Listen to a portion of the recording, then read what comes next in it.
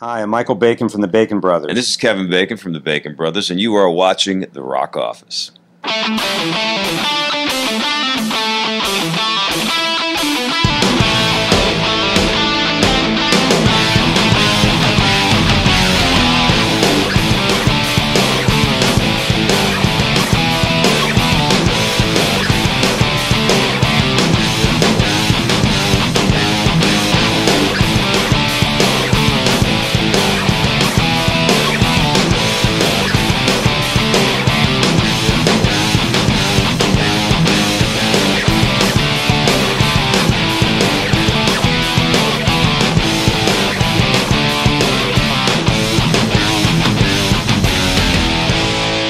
And you're watching The Rock Office. Hey everyone out there, you've reached The Rock Office. It's time to clock in and rock out. I'm your host, Bill Smith. And I'm Kevin Davis. All right, we are back. We have a great episode. Very proud to bring you our interview with Mr. Michael and Kevin Bacon of the Bacon Brothers. That's right. Had a Kevin chance. Bacon, yeah. The Kevin Bacon. The Kevin Bacon, that's right. Not some knockoff. Yeah. No, it's official bacon. That's right. That's right. This is an artificial bacon. No, sir. But they recently were at the Kent stage. We had a chance to go backstage and speak with them, and I was absolutely blown away with how approachable and friendly and just genuinely nice they were. And you would assume someone of that caliber would could have, We meet a lot of people, but I mean, it's Kevin Bacon, so right. Not only does he play music, but a huge Hollywood actor and A-list celebrity. Yes. And really cool guy. I was really impressed. He was by far a lot cooler than I thought he would be, and that's no knock to him. But I can only imagine if you were of that stature, that you probably have a lot of people all the time who are like, hey, it's Kevin Bacon. We'd do anything, to talk to you or get a picture with you. Right. We had some time to sit down with him, so it was pretty cool. Loved his answers. He and his brother Michael is very well respected and won many awards in the music world himself. So they actually are a legitimate band. Their band sounded fantastic. They're promoting their new records called 36 Cents, and it's great. I mean, there's the old cliche where every actor wants to be a musician, every musician wants to be an actor, but I really feel that he's able to walk the line and do both equally well. Yeah, he pulls it off, Yeah. Yeah, it's not a half-assed thing, for him. No, it's out there and they give a show, and you can genuinely tell that he really enjoys what he's doing. It's not just like it's not a hobby. Something that he's doing. They take it very serious. So, exactly. But without any further ado, you don't want to hear from us anymore. You want to hear from Michael and Kevin. Everybody likes bacon. Everyone loves bacon. So here we go, the Bacon Brothers. All right, hey everybody, we're here at the Kent stage with the Bacon Brothers, Michael and Kevin, and we want to thank you guys for being here today. Thanks for you guys to be here. Thank you for having us. What do I say? Something like that. Either way, we're all thankful here. So now, you, Kevin, have somewhat of a successful side career, and you do as well as a composer. And, when we shared with some of our other crew that we were going to be able to speak with you guys, they're like, well, why are you talking to Kevin Bacon? And they didn't realize that you actually are a musician and that you guys have pretty big discography. So for people kind of you get that a lot? Like people find out that, this is kind of something else that you do. And if so, how do you describe your music to your fans, or the new fans, I should say? Yeah, I certainly do get it.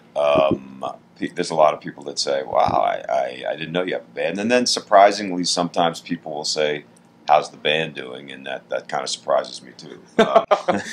But we, as you said, we've made a bunch of records, 6 studio records and live one, and so it's been going on for a while. The very first one we did was we decided to call it Foro Soko, and it was the answer to the question, what kind of music do you guys play? Because as soon as you start a band, that's what everyone wants to know. Are you like these guys? Is it the 3-band summarization of is it grindcore, metalcore, black metal, or you know what I mean? It's right. And so I said, well, it's kind of folk rock soul country.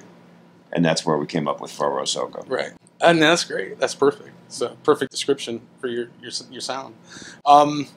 Now, one of the cool things I really dig about your music is like there are certain songs when I hear it, I think, okay, there's something like really going on. Like there's some kind of really cool life experience that inspired the song to be written. And if I can discuss two of them briefly, the first one is "A Woman's Got a Mind to Change" off of Furo Soko.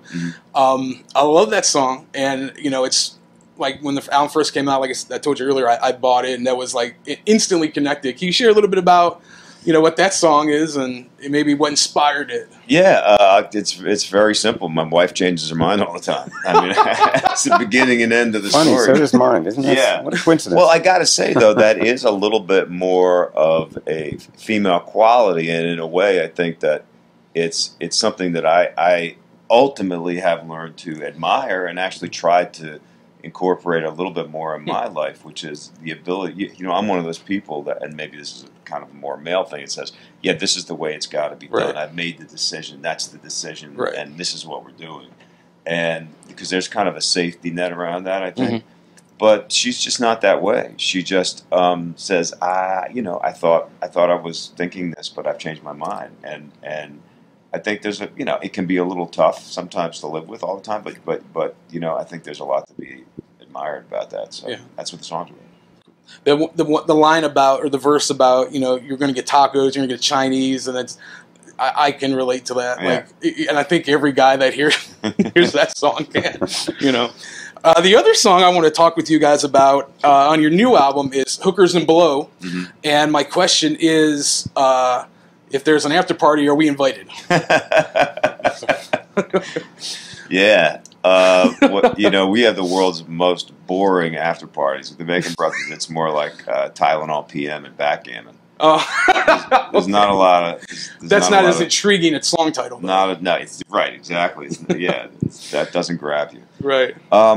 You know, I don't really... I mean, I'll tell you, it's one of those songs, every once in a while, you a lot of times you write songs from your own point of view. Sometimes they become exercises in trying to take on the persona of a different character. Okay. And that's sort of what Hookers and Blow is. And I was just kind of thinking about someone who is struggling with all kinds of addictions, but has convinced himself that the life that he has is exactly what he wants and is okay. Okay. And it actually started out to be, I thought, well, that's a kind of a funny title for a song. And maybe the title is funny, but as I tried to write it, it didn't come out funny. I couldn't write it funny. And I don't really know where exactly that it came from other than that. Also, we put it first. I was just going to, that's kind of a... That was my decision. And there's two things with a song like that. You kind of, maybe you bury it, you know, second to last or something like that. Or just start and say, here it is. And make, you know, get out of it what you want to. And it's been hard to play live. We went through a thing where do you say we're now going to sing a song called Hookers and Blow, or do you just sing it? Right. And then when you get that line, the audience doesn't really know what to do. They're confused. Right. So, you know, I think it's a difficult song for that reason, but I think I didn't write it, so I can brag on it. I mean, I think it's a really interesting song and has a point of view that I never really heard in a exactly. And like you said, like it opens the album, and it was absolutely not what I expected. To be honest with you. Good. And then I started thinking, oh man, I was like, what's wrong with Kevin Bacon? Is he, you know, I'm thinking, is he like, you know? But that's interesting to hear that. And now, knowing what you said, knowing the song, it's one of those sad, tragic, beautiful coincidences, I guess you could say. So, now, I'm very familiar with your first album, and I just got the new album. And I will admit I'm not too familiar with your catalog in between, but the one thing that struck me at listening to the new album is the musical growth that has occurred from the first album. Well, I mean, you know, I'm glad. Well, like for instance, like I'm a sucker for harmonica. Like John Popper from Blues Traveler is one of my heroes, and you have a couple tunes on this new album that there's some really great harmonica playing, and then, you know, some slide guitar band. Like it's like a breadth of musical styles and you know, influences. So I just wanted to commend you guys on that, and you know, maybe ask where that stemmed from. You know, the growth, or just growing as artists. Is that a natural progression for you?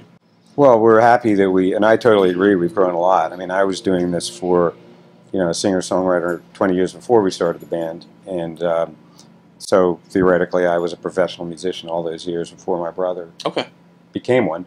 And I think both of us have grown an awful lot in terms of what we're doing. And another big difference in the records is Foro Soko was the live band was a 4-piece. We didn't have drums.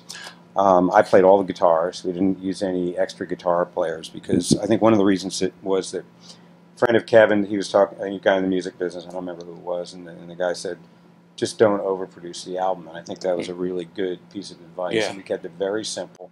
We didn't have a lot of textures on it, and we tried to make the songs kind of speak for themselves. But after that, we did add a drummer, and then we added keys, so now we're a 6-piece band. And I think that all the records have gradually become more of a real band kind of thing, even though the music is still all over the places, so you can hear. Right. That's always going to be part of what we do because we believe that the song is the driver of the arrangement, and as opposed to let's put a band together that sounds like this kind of thing, and let's make all the songs conform to that. And by the way, to mention my name in the same, my harmonica playing in the same sense with John Popper, I mean, I really do appreciate it, but I'm really not worthy. Nice. That was you playing the harmonica? What? Was that really you playing? On the album? Yeah. Yeah, I played harmonica. I didn't get the liner notes, so I didn't. Your management sent it to me. I didn't get the. That's wow. He's an absolute master. I mean, we got to speak with him a little while ago, and he was. I was like a 4-year-old girl, according to them when I got to meet him. So. Well, it's kind of a technical thing, but the crazy thing about John Popper is that his harmonica player, it sounds like he's playing with. I don't get too technical. But it sounds like he's playing a chromatic harmonica, which is not exactly. You know? And that's what's kind of remarkable. Anyway, don't know how he does it. That's okay.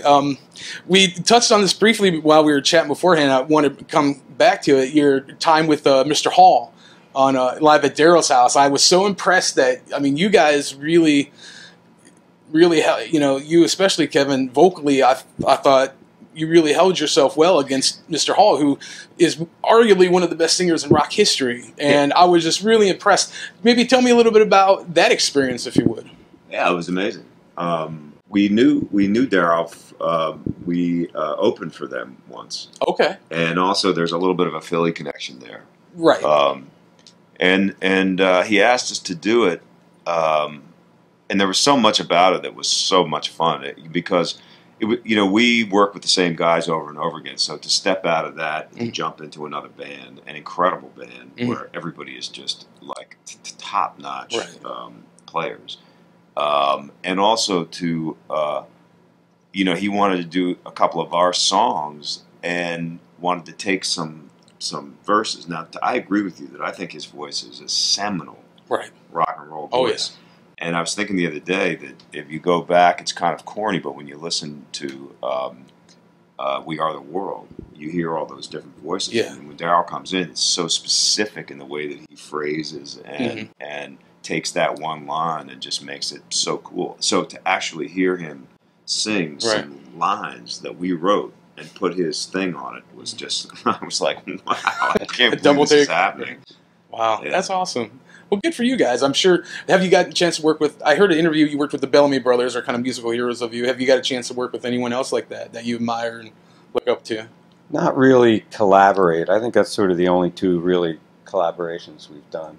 We've opened for people, but we sat in with the band. We opened for the band at Carnegie Hall and sat in with them on Hand Jive and on the Encore, and that was an unforgettable thing. Wow. It was when Rick was still alive, and obviously, most of them were there, and it was a great experience. We also sang The Wait with Levon.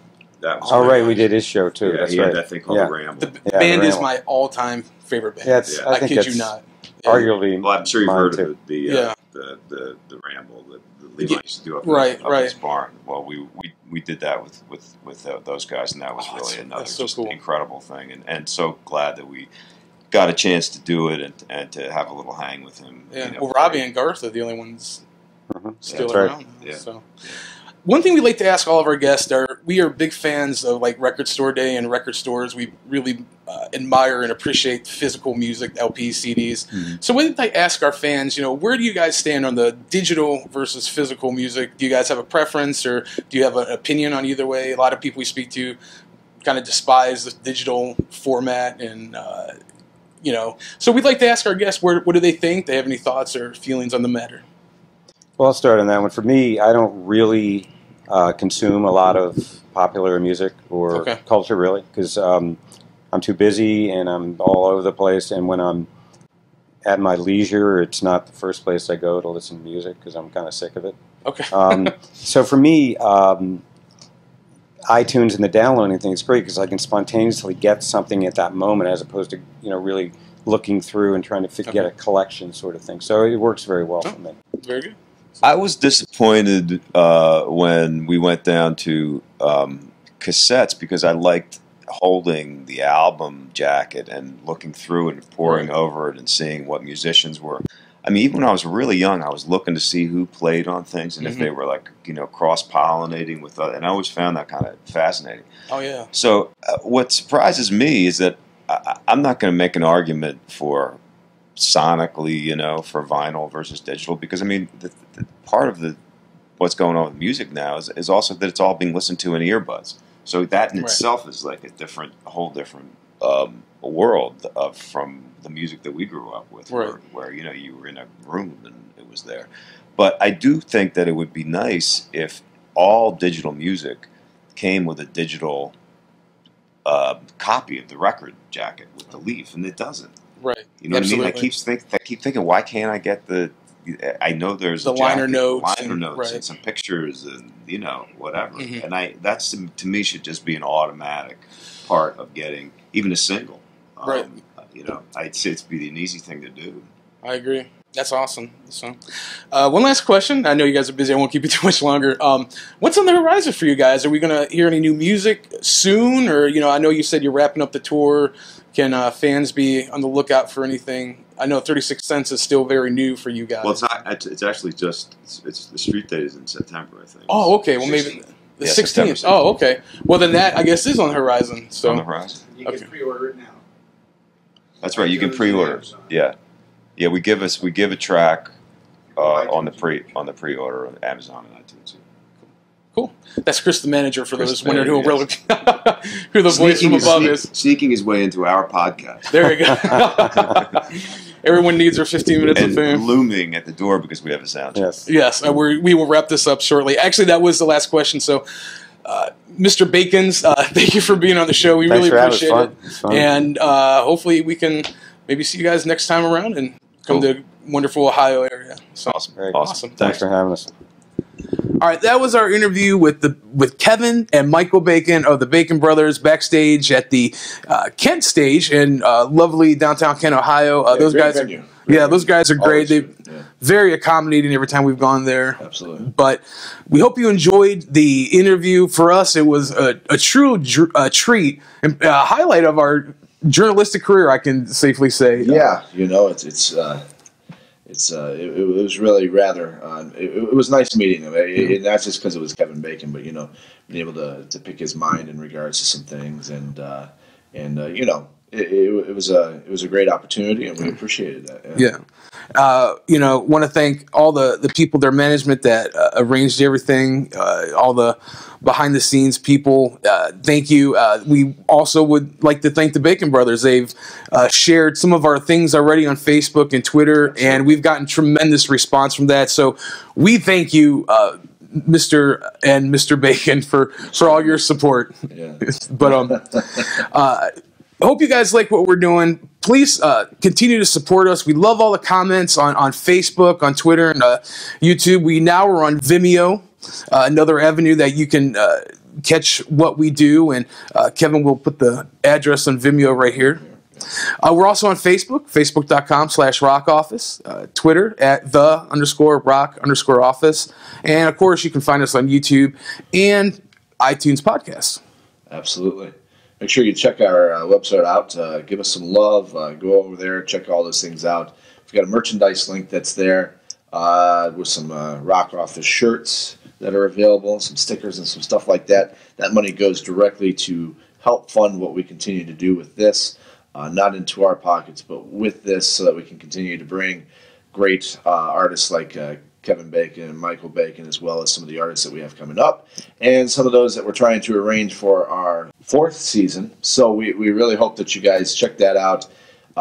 purchase some shirts and some stickers and some things like that. We genuinely appreciate it, and it certainly helps us. And make sure you hit that like button on our Facebook page, like the Rock Office, share the stuff that we have going on. We promise you won't be disappointed. We've got some great acts coming up for you. So, as always, remember, support your local independent record store by buying the physical copy of music instead of the digital download. And we will see you next time on the Rock Office. Take care and God bless.